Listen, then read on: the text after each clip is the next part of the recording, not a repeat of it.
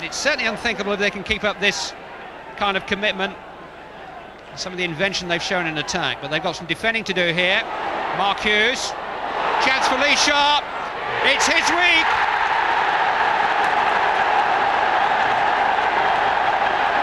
I think he's enjoying the week too, don't you?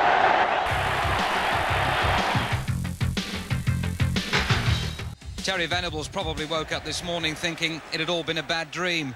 The team coach, along with the players' kit, impounded by the law, and within 5 minutes, Kerry Dixon had put Chelsea in front. Gary Lineker had what looked to be a perfectly good goal ruled out, and just as Venables was gathering his thoughts for the half-time G-up, Torsved could only divert Jury's volley into Bumstead's path, and Spurs were 2 down. 10 minutes into the second half, and one of Gazza's party pieces. Everyone knew where it was going, but there was nothing anyone could do, although Besant certainly did his best. A few minutes later, Spurs were back to 2 down. Mitchell Thomas heading clear, but not really far enough, and straight to Dury, who whipped it back with Torsved flapping.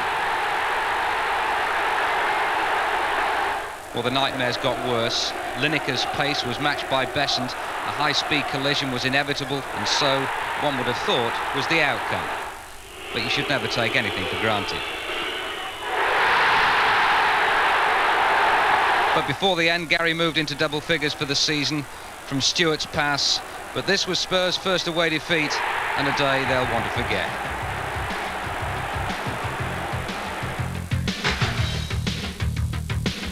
Coventry player-manager Terry Butcher selected himself for this one against Palace, but Butcher can do nothing about this Eddie McGoldrick free kick and a fine Mark Bright header, his 8th of the season. Butcher's job, though, not made any easier by David Speedy. His backchat earns him a red card in the last 10 minutes. Butcher substituted himself, but Coventry still suspect at the back. Flick from Ian Wright, Coventry all at sea. Andy Gray accepts the gift. Gray just back from injury. Just before the final whistle, Coventry manager reply. It's the first goal of the season from Cyril Regis with 2 minutes to go. Too late for an equaliser. Palace finished with all 3 points, just 1 defeat all season. Leeds started off as they did at Queen's Park Rangers on Tuesday night and threatened to put the game out of reach before half-time. Chris Fairclough scoring again, although Tim Flowers and Southampton's defenders didn't think the ball had crossed the line. The second came 4 minutes later when Fairclough flicked the ball on for Carl Schutt to score the goal his recent performances have richly deserved. But Southampton battled back really well, and a very neat header by Paul Rideout shortly after the break threatened to take the gloss off Leeds' recent run and Howard Wilkinson's Manager of the Month award.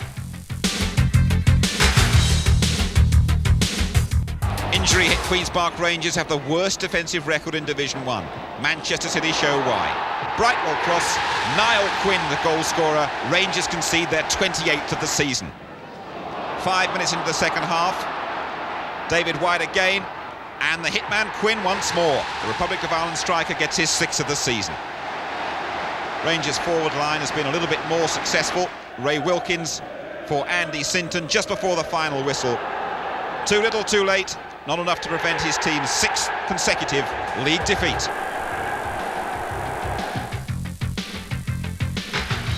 It's harder to lose a bad reputation than gain a good one. That fact of everyday life could well apply to Wimbledon. Ray Harper's changed their style. The boys can play. John Fashanu going solo after 29 seconds. Unfortunately, we don't have all the evidence to hand. We missed Warren Barton's goal, but Barton was involved in the third after 21 irresistible minutes that left Norwich completely shell-shocked. John Scales in a crowded penalty area. With less than half an hour gone and Wimbledon were 4 up. Fashanu again, Norwich old boy, he's just signed a new contract, seems to have a new lease of life. Wimbledon's 3rd straight league win.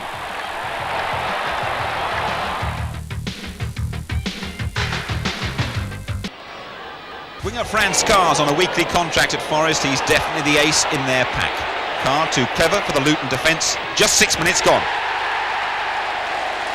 Luton, a resilient side these days. 10 minutes later, they get an equaliser.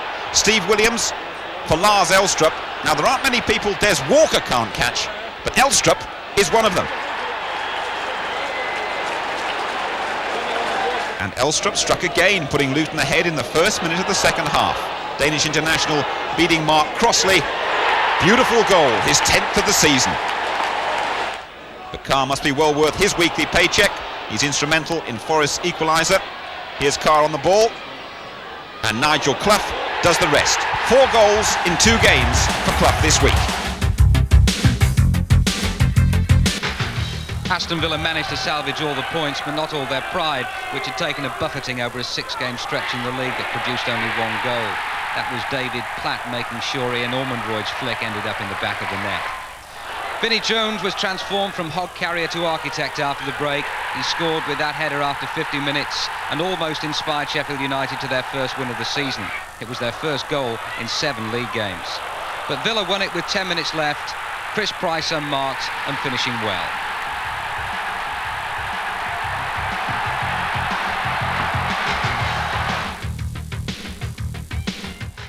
Met in the Rumbelows Cup last month. Derby won 6-0. This time Sunderland make all the early running. Peter Shilton's reflexes and the woodwork combine to deny them. But Derby take their chances. 37 minutes gone. Dean Saunders gallops through and beats Tony Norman. Number 10 of the season for Saunders.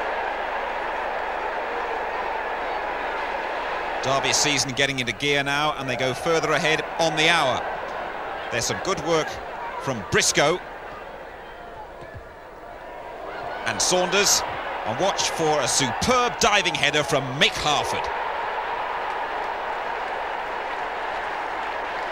Sunderland, though, always look capable of scoring, and they finally got the ball in the net in the last minute of the match.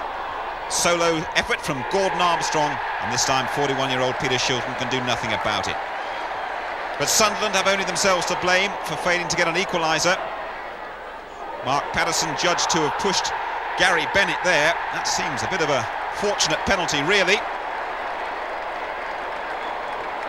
And it's Peter Davenport with a chance to make it 2-2. And that really sums up Sunderland's day.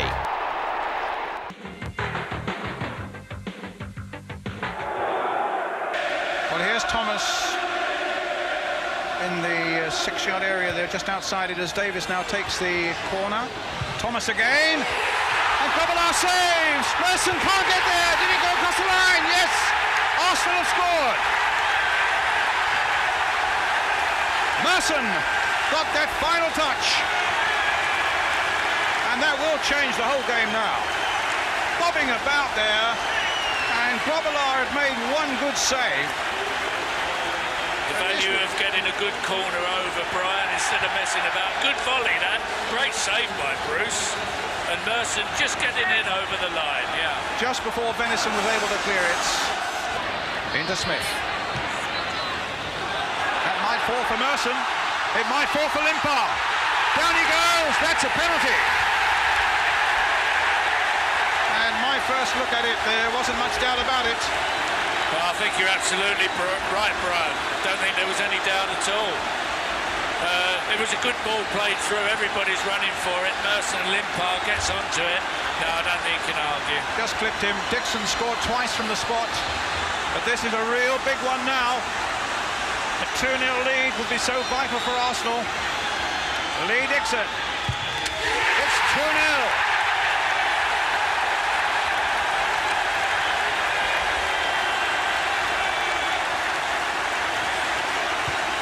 Well taken penalty. Under pressure. He knew what he was going to do. He was going to blast it straight, and he did.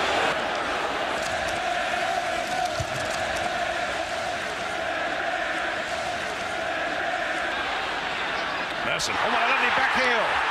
Smith with a shot. A fantastic goal. 3-0. What a back heel it was, though. And what a finishing strike by Alan Smith. That really was a magnificent piece of soccer. What a marvellous back heel that was by Paul Merson. And a great strike. Oh, what a super goal. His 6th goal in 4 games. And Arsenal have put to rest all the nightmares of Wednesday night now.